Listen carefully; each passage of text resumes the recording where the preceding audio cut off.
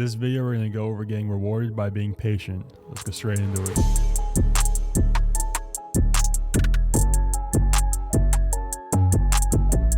Now, one misconception I see with new traders is they think that you always have to be in something, you always have to be scalping, you always got to be trading, you always got to be doing something in the market. But for the most part, the most money is going to be made just being patient and waiting for a clear setup rather than rushing into a trade without a clear plan. But by being patient and positioning myself for a drop down lower because I recognize we're in a supply zone, I was able to make over 50% on an Nvidia put and over 200% on an AMD put. So let's just jump over to Thinkorswim and get right into the charts. All right, so now we're looking at the Nasdaq 100/NQ from Monday, October 3rd to Friday, October 7th. Now, Monday, you bounced up about 300 points. You could have made money on calls here, of course. But then on Tuesday through Thursday, look at the price action here. So on Monday, you had a clear uptrend. Like I said, you moved about 300 points. You bounced off this key level. You buy calls down here.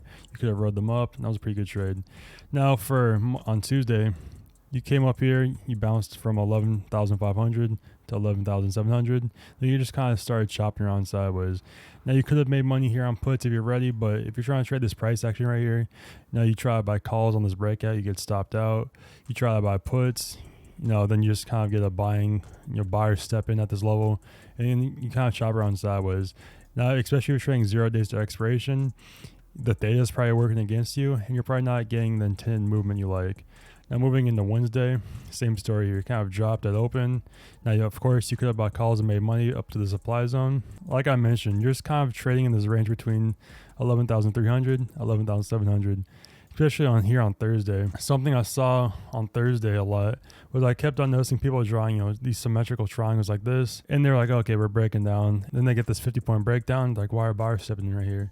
But they're not recognizing the trend, and you're pretty much just stuck in a sideways range. And these people weren't being patient, and they're just not waiting for the move to happen.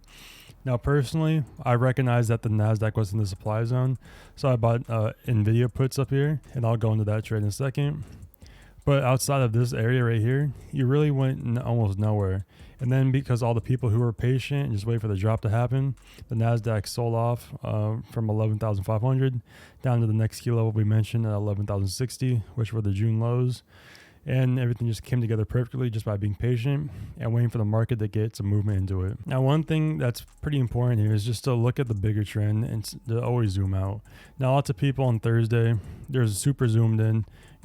They see this drop right here. You could have made money on that, of course. Then it starts bouncing on them. They start chasing calls to the upside. People probably try to buy calls on this candle. Instant seller rejection. Especially if you zoom out and look at the 30-minute. If you look at Tuesday through Thursday, there is really not a lot to trade here. Of course, like I said, you could have bought calls down here, especially on Tuesday and Thursday.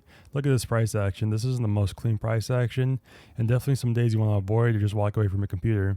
Now, if you recognize the supply zone up here, and not to mention the key level we had up here at 11,700, you could have bought puts up this level, a week or two or a month or two, and just been patient, waiting for the drop to happen. And then you were rewarded by being patient, and then you sold off almost 445 points the following day, right into the next key level at 11,060, all just by being patient and zooming out and looking at the trend you're in and recognizing you're moving sideways. You weren't drawing triangles on the chart. You weren't trying to scalp price action. That wasn't really helping you at all. You were just being patient and waiting for the trend to resume. Now, if we zoom out even further to like the 4-hour time frame, you can clearly see we had the supply zone here. The trend is clearly lower. You're making lower highs, lower lows. Another lower high formed right here. So the trend is lower. So instead of trying to buy calls in the supply zone, you're just patient. You position yourself for a drop coming in the near future. And like I mentioned, you got rewarded just by simply being patient. Now let's just jump over to Nvidia and AMD. So similar story here on Nvidia.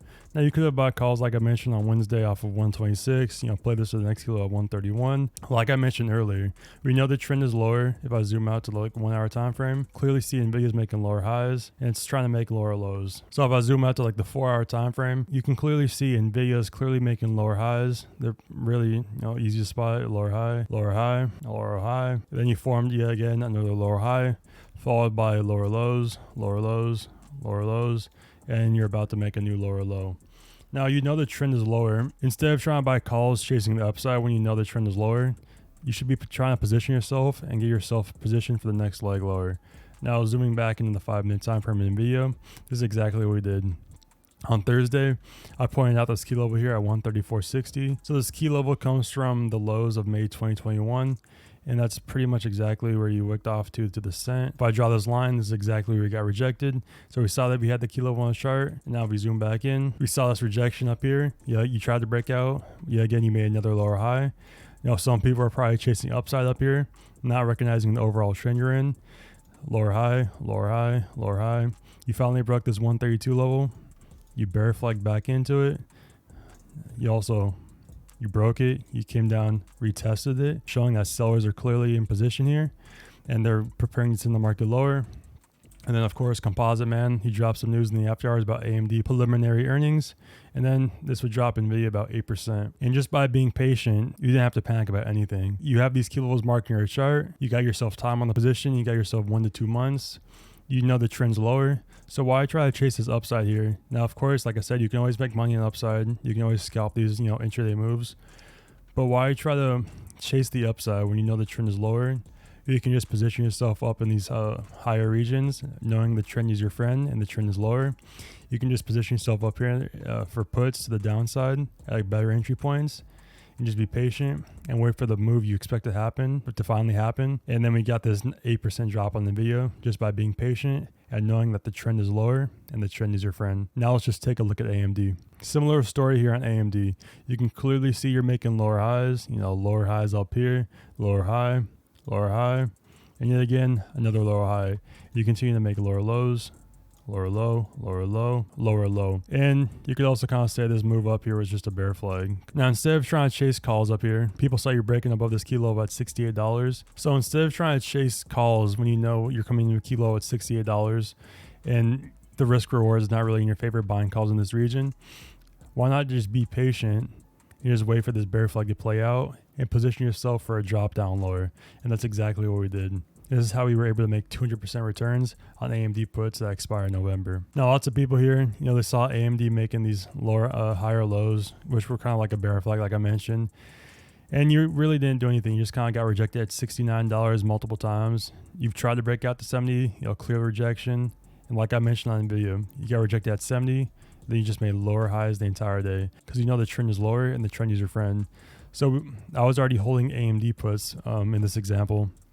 But because I know the trend is lower and there's really nothing to panic about because they expire in over a month, I just let this little bear flag play out.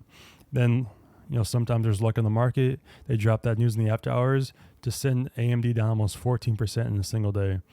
Just by being patient and not panicking your trade, which is also why it's very important to have time on your contracts and not trying to trade and swing weekly contracts. Why not try to trade the monthly expirations, the third Friday of every month, and give yourself time to let these positions work for you and make you more money. I know there's probably lots of people that panicked out their position when they saw this a little breakout right here, but you just got to be patient and let things close. This is why waiting for confirmation is always very important to do. You got to wait for the candle to close and see how price action reacts to key levels.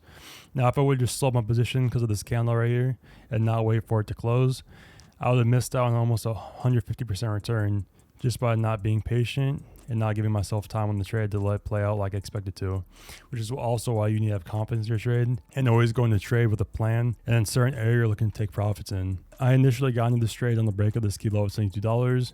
You started dropping down to 64 pretty rapidly. It didn't hit my price target down here $59. So why would I panic so it never reached my trade plan or met my targets on the trade? You need to be a little bit more patient. And instead of zoomed into the 5 minute or the 15 minute time frame, or especially the 1 minute time frame, if you're swinging the trade, multiple weeks out, just stay zoomed out to like maybe the 30 minute or the 1 hour time frame and give yourself an overall bigger perspective on the trade and how the price is actually moving in these regions. And then take a deep breath and just let the trade work for you for once. Not every trade has to be a micro scalp or a 1 minute trade. Some trades take more time to develop. And like I mentioned in my last video about AMD, you have to know the equity you're trading.